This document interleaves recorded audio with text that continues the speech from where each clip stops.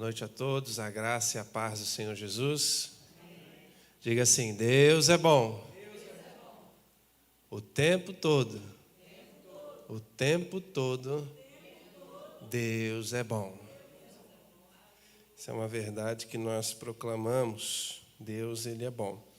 Quero agradecer ao pastor Emanuel pelo carinho, com que nos recebeu, por nos dar esta tamanha honra de estar aqui falando para vocês algo da parte de Deus, Confesso que não tenho toda a bagagem, todo o conhecimento do pastor de vocês, por isso é muito mais difícil para mim, Ainda mais com o pastor Ricardo ali sentado, mas eu tenho certeza que Deus tem algo para nós. Abra sua Bíblia no livro do Josué.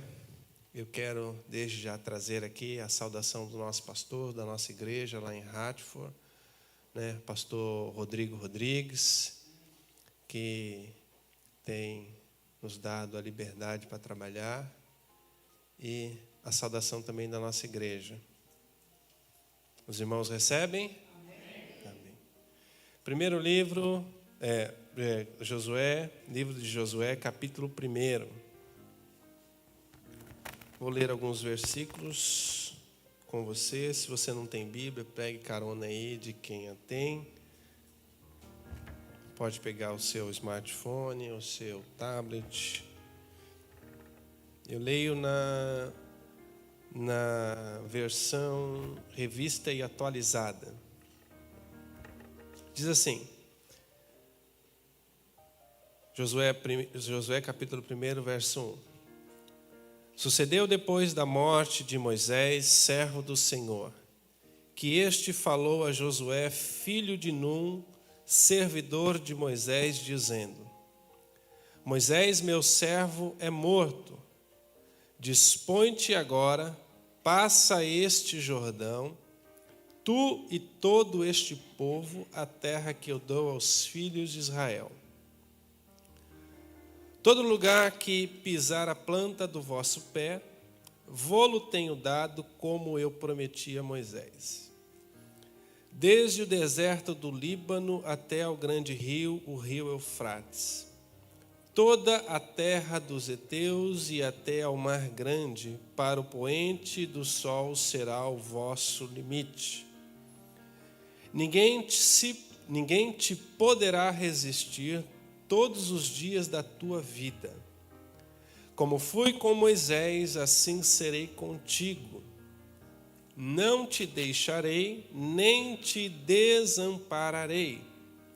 Sê forte e corajoso, porque tu farás este povo herdar a terra que sob juramento prometi dar a seus pais.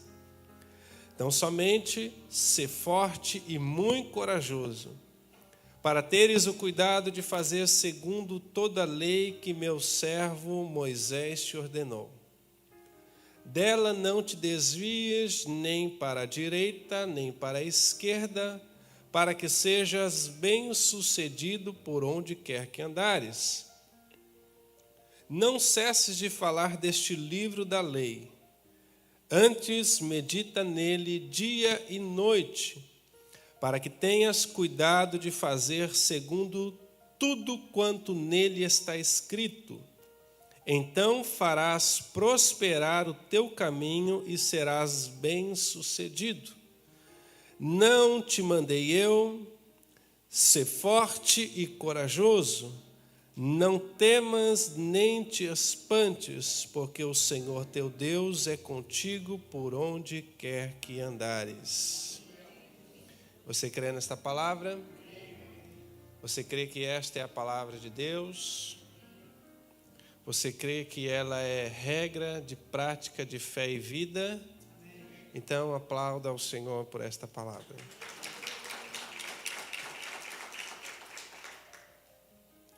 Eu quero conversar com vocês nesta noite, e aqueles que estão nos assistindo, sobre possuindo a promessa, tomando posse da promessa. Como que funciona o processo? Como que eu vivo o processo de receber a promessa e de tomar posse da promessa, ou seja, de ver a promessa de forma real, tocá-la, senti-la, vivenciá-la, experienciá-la.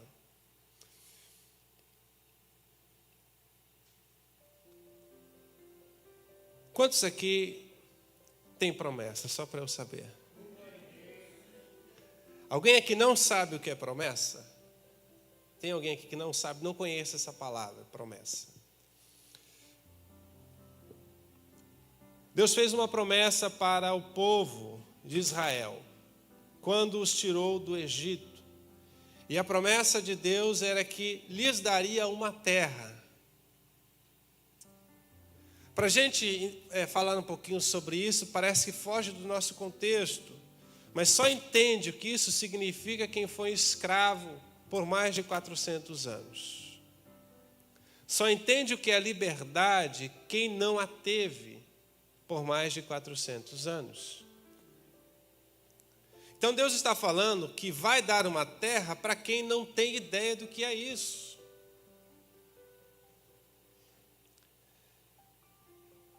Receber uma promessa não é simplesmente algo que a gente não é brincar com a esperança e com os sonhos de ninguém. Quando Deus dá uma promessa, é algo muito sério. Mas o problema é que, às vezes, a gente não entende a dimensão da promessa. Às vezes, a gente acha que ela vai acontecer da noite para o dia. Ou, às vezes, nós pensamos que esta promessa não é promessa, foi apenas algo falado de barriga cheia, né? Às vezes, o tempo faz isso. Diga assim, o tempo faz isso. Às vezes o tempo nos faz pensar de que aquilo que nós ouvimos não foi promessa. Chega uma hora que o tempo nos confunde, as situações da vida nos confundem, os momentos nos confundem. Deixa eu dar um exemplo para você. A Bíblia diz que João Batista estava batizando e pregando no deserto. Ele dizia, olha, eu não sou o Cristo, mas vai vir alguém que é maior do que eu, e eu não sou digno de desatar as alparcas, não sou digno de tirar as sandálias. Aí Jesus chega e João diz, é ele. João Batista o batiza, João Batista batiza Jesus. Só que quando João Batista é preso, e ele está prestes a morrer, ele manda os seus discípulos irem até Jesus e perguntar se ele é o Messias ou se ele deve esperar outro. Vocês estão entendendo o que é promessa? Porque o tempo às vezes pesa. E qual que é a resposta dos discípulos para João Batista? Jesus diz, vai e diga para ele, os cegos veem, os surdos ouvem.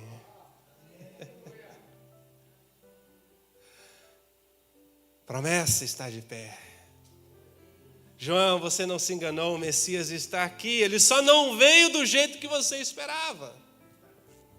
Porque o João Batista estava esperando alguém que viesse para reinar, porque os judeus hoje, eles não veem Jesus como Messias porque Jesus não reinou. Porque eles esperavam um reinado diferente. Eles ainda estão esperando o cumprimento da profecia de Zacarias, e vai se cumprir.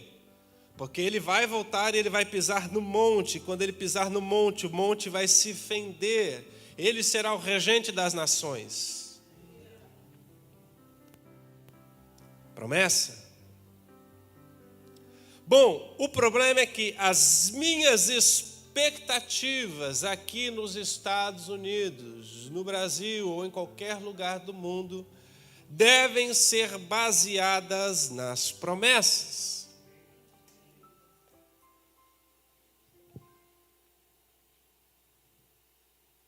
A confiança de José não poderia estar na sua capacidade intelectual, no seu poder, na sua estratégia. A confiança de Josué, deveria estar no poder da palavra de Deus. E aí o texto começa dizendo: sucedeu depois da morte de Moisés, servo do Senhor, que este falou a Josué, filho de Num, servidor de Moisés, dizendo: Moisés, meu servo, está morto. É como se Deus estivesse passando o bastão para Josué, dizendo: agora é com você.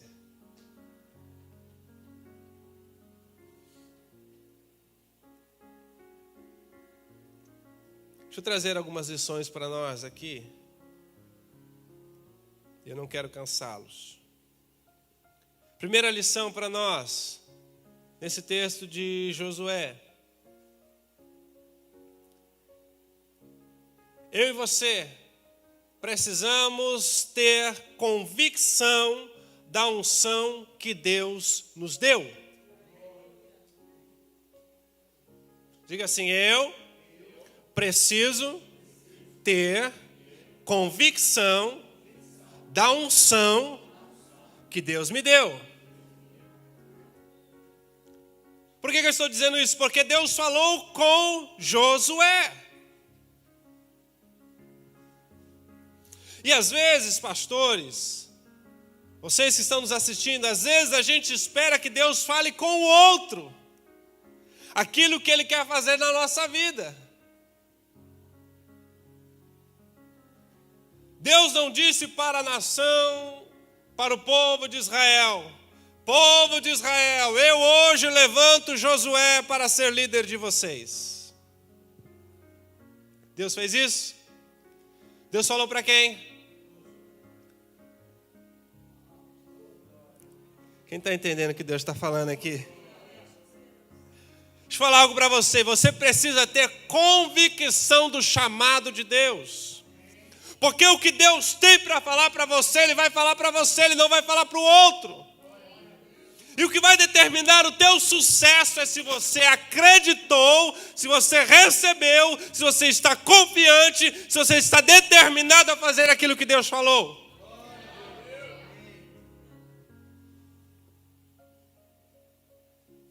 Eu preciso ter convicção da unção de Deus. Porque senão, se eu não tiver convicção da unção de Deus, isso aqui não vai acontecer. Porque eu só posso possuir a promessa se eu tiver convicção.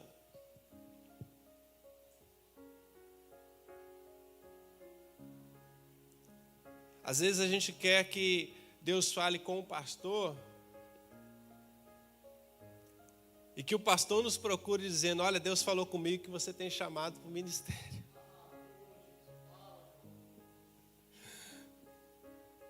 Mas a Bíblia diz lá em Timóteo que aquele que deseja o episcopado, excelente obra deseja. O desejo do ministério não vem do pastor, vem de você. Tem um ditado que diz que quem não é visto não é lembrado. Meu irmão, Deus tem que falar com você, não é com o pastor. E na maioria das vezes Deus não fala com o pastor, não. Na maioria das vezes Deus fala com você. A chamada, a chama queima no seu coração. E o que você faz? Você chega lá no pastor e diz para ele: pastor, posso te ajudar? Você está precisando de alguma coisa? Eu estou aqui, conta comigo. Pastor, está precisando de alguma coisa? Eu estou aqui. Era assim que Josué fazia. Moisés ia para a tenda, Moisés entrava na tenda e Josué ficava lá fora da tenda olhando, observando, aprendendo. Você quer crescer no ministério? Ande com grandes homens, esteja ao lado de grandes homens, ouça o que eles falam, ouça como eles andam, veja como eles se comportam e você será um grande homem na terra.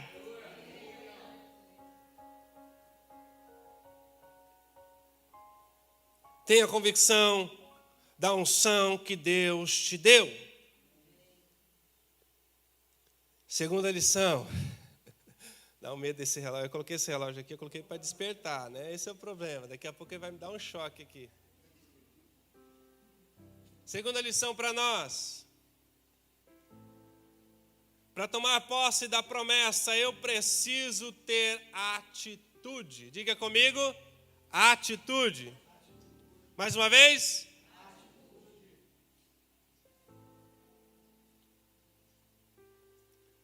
Não se toma posse da promessa se não tiver atitude. Eu preciso entender que a terra não vem até mim. É eu que vou até a terra.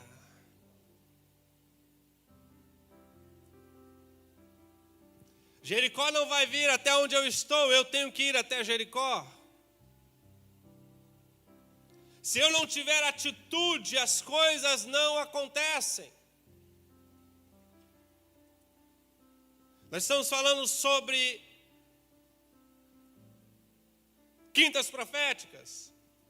Se eu não tiver atos proféticos, eu não vou ver milagre. A Bíblia diz que tinha uma mulher que estava lá na narrativa de Marcos, que ela estava há 12 anos, estava sofrendo de uma hemorragia. 12 anos. Evangelho de Marcos, capítulo 5.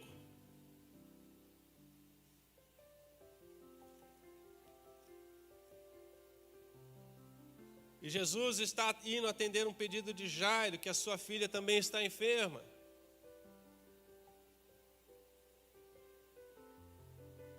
Ela ouve falar de Jesus. Vocês conhecem o texto. Ela ouve falar de Jesus. E o que ela diz? Se eu apenas ou tão somente tocar nas suas vestes. Ela ouviu falar de Jesus. Ela já tinha tentado todos os recursos em todos os lugares, com todos os médicos, e a sua situação só piorava. Mas um dia ela descobriu que tinha Jesus. Ela ouviu as coisas que Jesus estava fazendo. E aí ela disse: não, eu não vou nem falar com ele. Eu não vou nem pedir para ele. Eu não vou nem incomodá-lo. Eu só vou tocar nele.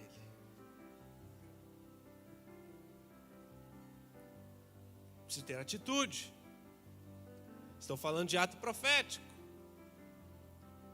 Já aconteceu com você, de você estar trabalhando e você se abaixa, e quando você levanta daquela tontura? Já aconteceu com você isso? Parece que você perdeu assim Jesus está andando, multidão. Quando a gente fala de multidão na Bíblia, é normalmente 5, 6 mil pessoas.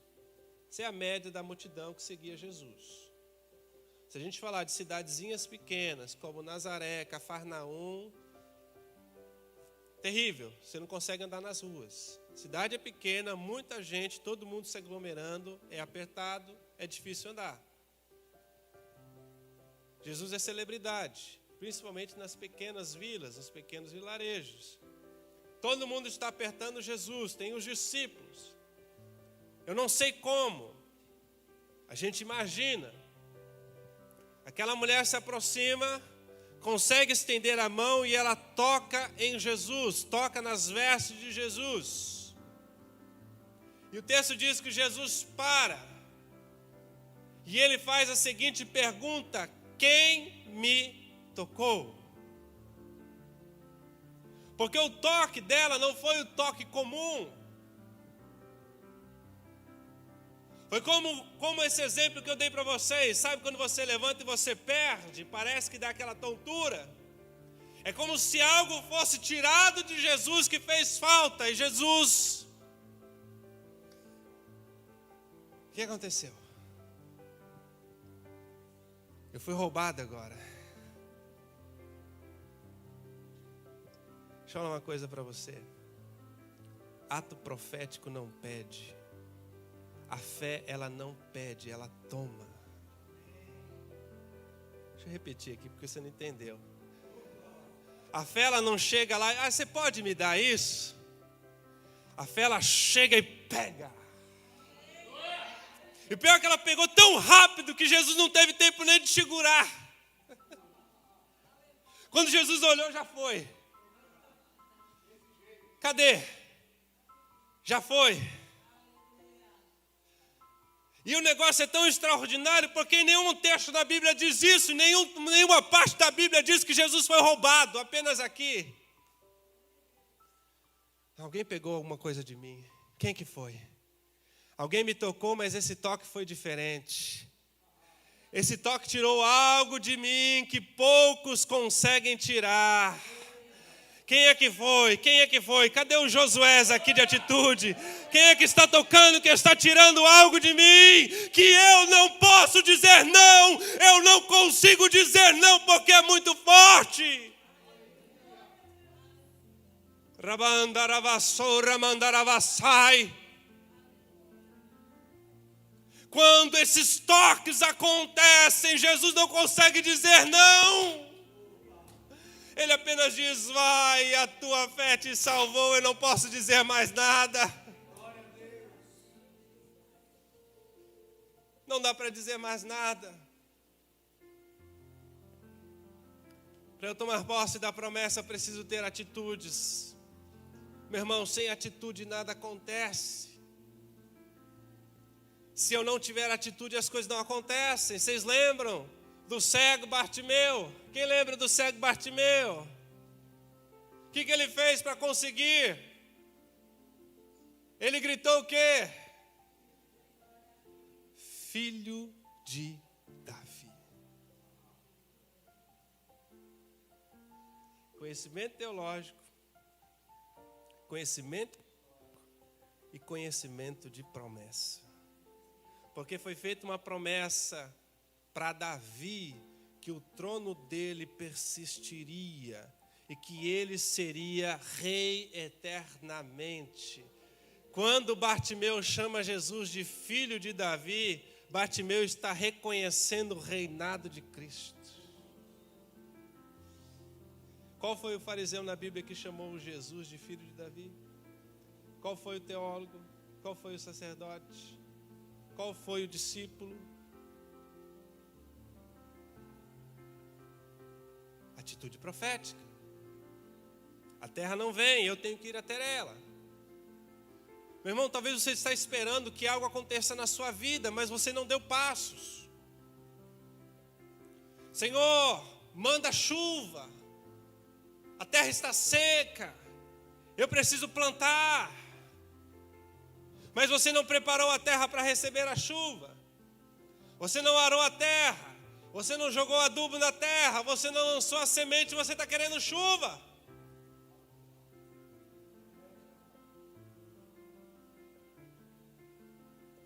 Olha para o seu irmão que está ao seu lado e diga para ele: vamos ter atitude.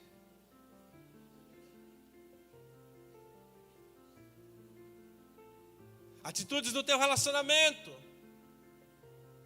Atitudes no teu casamento. Senhor, faz do meu marido uma bênção. Mas será que você tem sido uma bênção para o teu marido? Atitudes proféticas. Eu preciso tomar posse da promessa. Deixa eu correr. Terceira lição para nós. Tenha metas e organize as suas estratégias. Quais são as suas metas para este ano? Pastor, a minha meta para este ano é comprar a minha casa. Quais são as suas estratégias para comprar a sua casa? Qual é o seu planejamento? Você já fez contas? Já fez cálculos? Já abriu mão de algumas coisas? Você tem estratégia. Porque o Josué vai tomar a terra, vai conquistar a terra, só que a terra não vai vir para Josué fácil. Ele precisa de estratégia.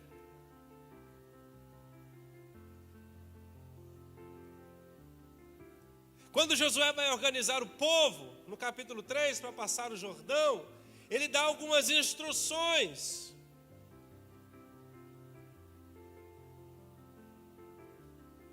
Ele diz para que a arca da aliança fique em certo posicionamento e que os levitas não fiquem muito em cima dela, para que as pessoas vejam a presença de Deus no meio do povo. Estratégia. Quando ele chega diante da cidade, o que ele faz? Qual que é a estratégia de Josué? Vamos rodear. E como que a gente vai rodear? Em silêncio.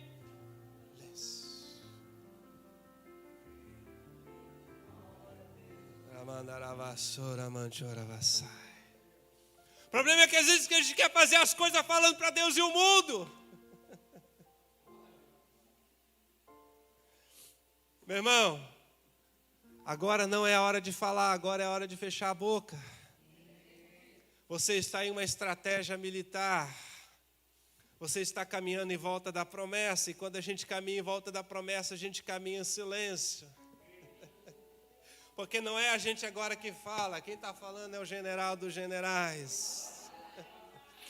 A Bíblia diz que Josué está lá se preparando. De repente, o texto no hebraico é como se fosse um relâmpago que desce do céu. E diz a Bíblia que Josué pega a espada e pergunta: és tu dos nossos ou nossos inimigos? E o texto diz: nenhum dos dois, mas sou príncipe dos exércitos de Deus e acabo de chegar.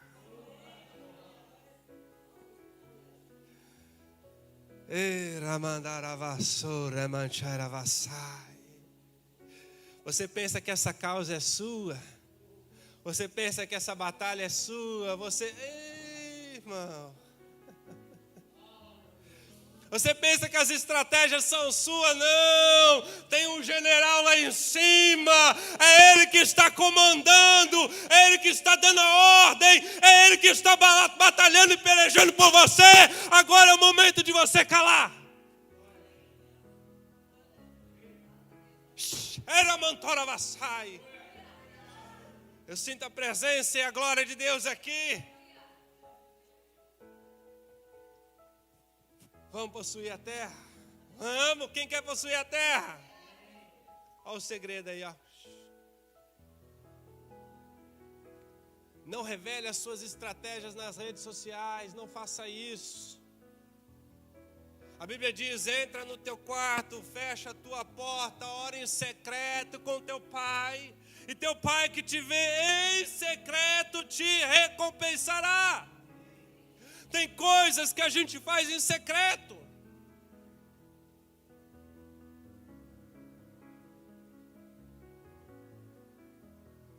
Tem coisas que tem que ser em secreto.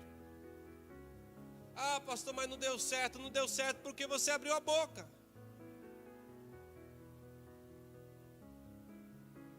E o teu inimigo está ouvindo. Ó, falei para vocês, está me chamando aqui para parar.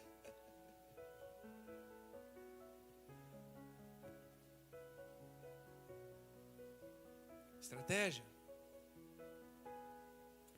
Tenha metas e organize as suas estratégias. Como que eu vou fazer? Por onde eu vou começar? Como que essa igreja vai impactar essa cidade? Quantos brasileiros tem nessa cidade que ainda não foram tocados pela palavra? Quais serão as minhas estratégias? Como que eu vou triplicar o número que eu tenho aqui? Estratégia de guerra. Quarta lição para nós: valorize a palavra. De todas as instruções de Deus para Josué, esta é a mais importante. Não cesses de falar deste livro. Antes medita nele dia e noite, para que tenha cuidado de fazer conforme tudo quanto nele está escrito. E então o quê? Mais uma vez farás o quê?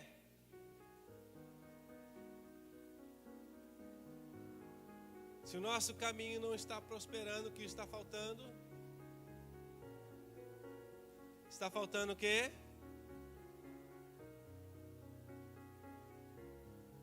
Não tem outro caminho, não tem outro segredo, não tem outra fórmula. Valorize a palavra. O que a palavra está dizendo para você? O que a palavra está cobrando de você? O que a palavra está pedindo para você? O que a palavra está orientando você a fazer?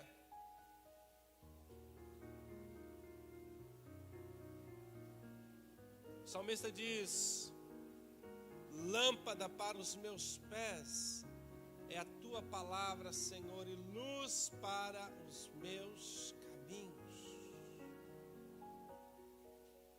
A tua palavra escondi no meu coração, para eu não pecar contra ti. Qual a importância que nós temos dado para a palavra? Qual a importância da palavra de Deus na minha vida? Será que eu sou guiado pela palavra? Ou será que eu sou guiado pelos acontecimentos? Será que eu sou guiado pelo que está acontecendo entre Rússia e Ucrânia? Ou será que eu sou guiado pela palavra? Será que eu sou guiado pelo aumento do barril do petróleo? Ou será que eu sou guiado pela palavra?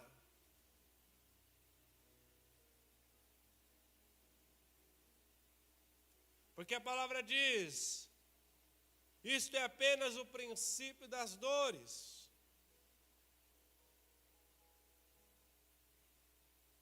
E esse princípio das dores, a ideia grega, no grego, é das contrações que a mulher tem antes de dar à luz.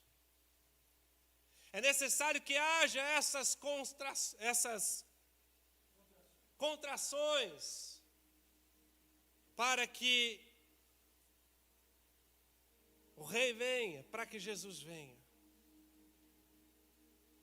É necessário. Porque eu sou guiado pela palavra. Eu não sou guiado pelos ventos de palavras. Quinta e última lição para nós, eu já estou encerrando. Aceite o jeito de Deus. Aceite o jeito de Deus. Você que está nos assistindo, entenda isso. Aceite o jeito de Deus. Por quê, pastor? Porque não é do seu jeito. Quando que você vai entender que as coisas não acontecem do jeito que você quer?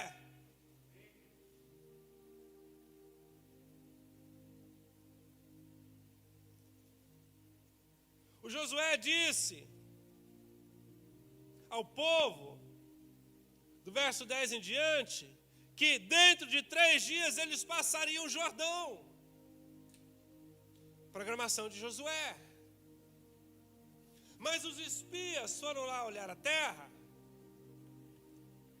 foram descobertos e precisaram se esconder. Esconderam-se em cima do telhado da casa de Raabe. Raabe mentiu, dizendo que eles tinham ido por um outro caminho. E ela disse para eles: espere 3 dias. Mas Josué disse que em 3 dias. Não, Josué, não é a sua programação. Não é o seu jeito. Não é a sua hora. Quem está entendendo, diga amém. A gente precisa entender e aceitar o jeito de Deus. Quando Lázaro morre, Jesus recebe a notícia e Jesus não faz nada. Jesus demora. E aí quando ele chega lá, Marta diz: Senhor, se tu estivesses aqui, o meu irmão não teria morrido. O jeito dela era o quê? Jesus vem, coloca as mãos sobre Lázaro, Lázaro é curado e está tudo certo. Mas Jesus não queria curar Lázaro. Jesus queria ressuscitar. Você está entendendo? Jesus não queria curar. Estava pregando isso na nossa igreja alguns domingos atrás. Nós preferimos o Lázaro na UTI do nosso hospital, entubado lá com oxigênio, respirando por aparelhos, do que o Lázaro lá no sepulcro de Jesus, morto há 4 dias. Porque se ele está lá na nossa UTI, a gente vai dando dosagem de soro, e vai sustentando ele no soro, e vai sustentando ele no aparelho, porque está no nosso controle. Mas quando ele sai da UTI e vai lá para o sepulcro, a gente não pode fazer mais nada.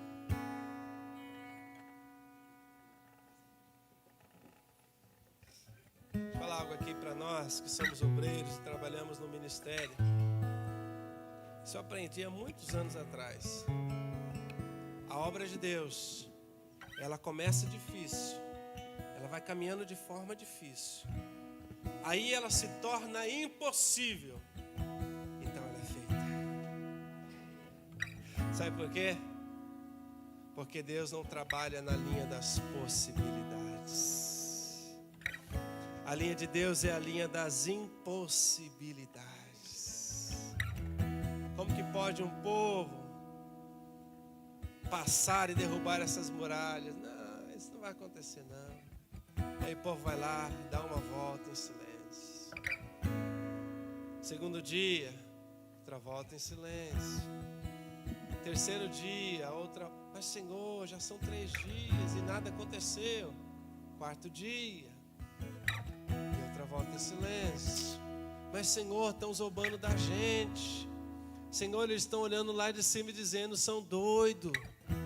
Aí vem o 5º dia, pastor Ricardo, e nada acontece. Oh Senhor, olha lá, Senhor, estão chamando a gente de maluco, Senhor.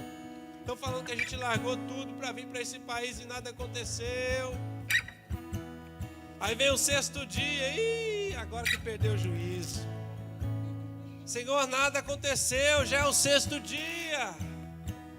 Vai todo mundo lá no 7º dia. Levanta de madrugada, o sol nem saiu ainda, dá a primeira volta. No mesmo dia, no 7º dia, dá a segunda volta e nada. Aí dá a terceira volta nesse último dia e nada. Senhor, o que está acontecendo? Senhor, e o coração apertado. A 4ª volta, a 5ª volta, a 6ª volta. Aí quando chega na 7ª volta, aí Deus diz, agora é hora de vocês gritarem. Agora chegou a hora de gritar. Agora chegou a hora de gritar. Agora chegou a hora de tocar as buzinas. Agora chegou a hora de fazer barulho. Agora chegou a hora. Chegou a hora. Porque eu vou derrubar essas muralhas. Aí sabe o que Deus faz? Ele coloca as mãos dele no planeta Terra. Ele pega e faz isso aqui, pastor Ricardo.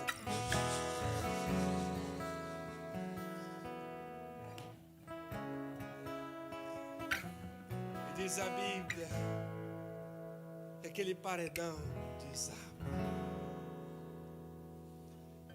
Aí aqueles que estavam sendo zombados, que eram ridicularizados, tiram as suas espadas. E diz, agora Jericó é nossa. Agora Deus abriu as portas, agora eu vou entrar. Irmão, pega a sua espada e erga ela, sua espada. Pode ser a espada digital, serve, é a sua espada. Deixa eu falar uma coisa, você vai entrar porque Deus já derrubou as muralhas. Você vai entrar porque Deus já derrubou as muralhas.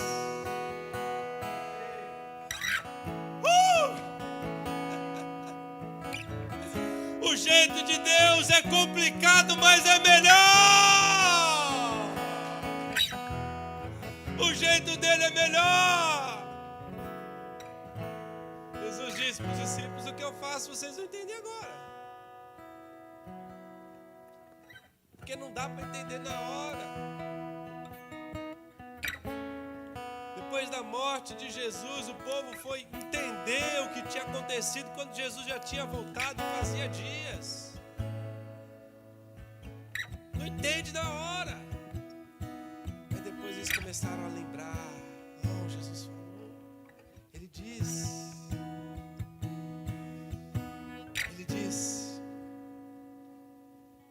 Eu quero, debaixo desta palavra, debaixo da autoridade de Deus e com a permissão do pastor, perguntar a você que está aqui ouvindo a palavra, se você quer tomar uma atitude hoje, tomar posse das promessas de Deus sobre a sua vida. Eu quero aceitar esse Deus que pode mudar histórias. Eu quero fazer parte desse reino.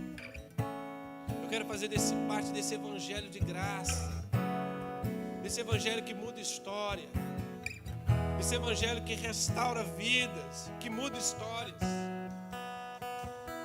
Esse é o primeiro apelo que eu quero fazer aqui. O segundo apelo que eu quero fazer aqui é que talvez você veio para esta noite, para este culto, e você se sente desencorajado.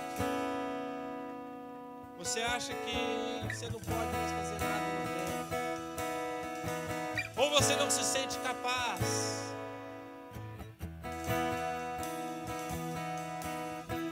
Eu quero te convidar para o altar. Nós temos 2 minutos para encerrar. Esse é o segundo apelo. E o terceiro apelo: o Senhor te fez uma promessa. Você no seu coração acha que ela não vai mais se cumprir, ou achava que ela não iria mais se cumprir. Eu quero também que você se levante e venha à frente. Agora, pode vir. Pode vir. Você que quer entregar a sua vida para Jesus.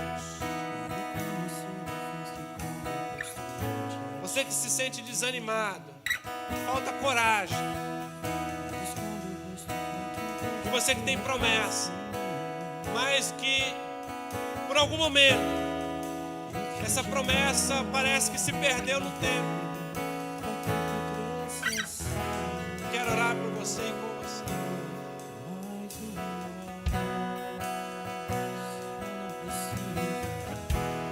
Senhor, eu tenho chamada ministerial, mas eu não me sinto seguro.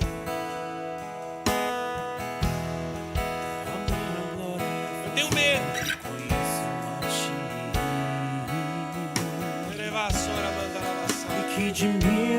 Jesus disse para Josué: não te mandei eu. Para que tu cresças, Senhor. Força. Tem bom ânimo. Não tenha medo, porque eu, Senhor teu Deus, sou contigo. Por onde quer que andares. É assim, você dá um passo. Jesus dá um passo com você. Dá um passo, e Ele dá um passo em você. Vem aqui à frente, vem à frente, eu quero orar. Fique divino eu, para que tu cresças, Senhor, mais e mais no santo dos santos. Na fumaça me esconde, só teus olhos me veem. Debaixo de tuas asas é o meu abrigo, meu lugar secreto.